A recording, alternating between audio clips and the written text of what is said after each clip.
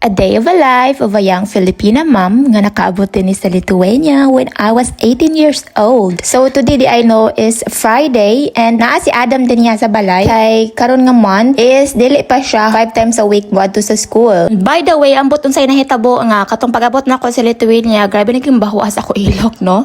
Siguro takdan ko sa akong father-in-law pero siguro pod kadili ko adlaw-adlaw maligo labi na pang tingtugnaw. Nya allergic pud akong ilok kasi katol-katol pagbutangan ako deodorant mo ng lemon nanjud akong ginabutang. Happy to say pod ba ang effective pod ba ng lemon labi na pag adlaw-adlaw ni mo butang. Anyway guys, daghan kay ko ginuanan dinhi as you can see kay nalagi ako duha ka boys, no? So first is ako sa gipangkuha niya among gipangayhay na ako gahapon. Since kay dryer naman ni sila, so need na lang nila pa hangin-hanginan gamay og totally mauga na jud na sila or sila. Anyway, mangayhay na di ay pod ko kay daghan palagi mi mga labhunon kay natamok gid lagi din sila for about 2 weeks no nga wa ko laba-laba ka naghuwat jud sa washing machine dai. Kay bago man ang washing machine, so kining mga medyas ako sa sila gipanglabhandaan dito sa bathtub, sir nako sila diri gibutang sa washing machine, di ba? Pingan kay bago pa man unya ani wa na. Unya fully paid na baya na, so lisod na akong maguba dahil. And then moto na may mga hugason kay wala pa ko kahugas since gainang buntag pa jud. In fairness po na ako ha, ganahan ko manghugas, mas ganahan pa ko manghugas kaysa sa mga laba or mamilo. So moto gihinduan sa nako ang kusina.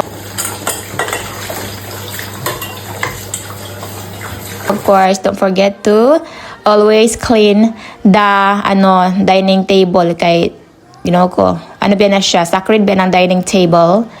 And then ako nang ipangbutang ang mga plato sa ilahang mga butanganan and mga baso pod.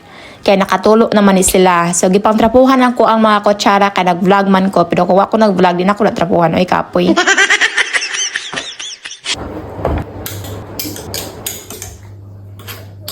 Og pag-abot naman po diri sa amo ang sink no is loay na kayo siya gnaong kanang gipi-gipi na jud taon ni ganahan tan ako stainless steel nga sink pero ang ani po ang iyang disadvantage is magupi siya. Anyway, ako sanay siyang hinloan na mo ang sink din hiya kay mo bani pinaka-paborito sa akong mother-in-law pag makaabot siya from work no nga hinlo tan-awon ang sink ug ang kusina in general. Tapos ako na po ning gitrapuhan na mong microwave kay adlaw-adlaw man gyud ni siya gigamit dai so syempre maghugaw gyud adlaw-adlaw. So tada o di ba at least hinlo na tanawon. Extra fish.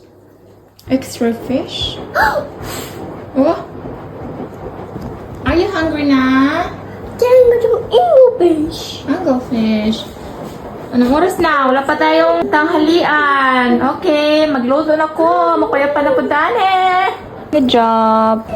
So motong alaw na 40 na diay na wala pa jud taon yan ni paniud to. So nagluto na ko diri og rice. Pero ang ako ang rice cookers taguba ra siya pinakalit dai. So may gali dai kaanad kay ko maglungag sa normal lang along aganan tapos dili pigyan ko na siya takson dai ako ra siyang AI bowl. Perfect pud ang pagkalabasan dai basta ako maglungag og rice bisan pag rice cooker na siya og dili. Anyway, ang ako ang sudanon karon no sa paniud to is kining atay. Magluto na tan ako dai gutom na kaay ko sa dihang ni mata ang ako anak dai. Di jud ko niya pakanog paniud to siguro ani day. Magluto na sana ako. Ngano yung mata man yung batutot. Sumutong ako na siyang gikuha no. O ako siyang ibutang dituan niya. Grabe sa ko siya kay gusto pa niya kuguson. Og mo to no, tawar nga akong rice o di ba perfect. So mo rin yung sauce sa akong atay nga akong adobohon gibutangan ako siya soy sauce, sugar, red paprika and then black ground pepper and then ako po siya gibutangan og katong dahon sa bay leaves. Og mga una ta jay. O kauban na ako ang kamukbang nga si Adolphus. Basta kainan na dili lagi na siya muayaw. Yes, eat.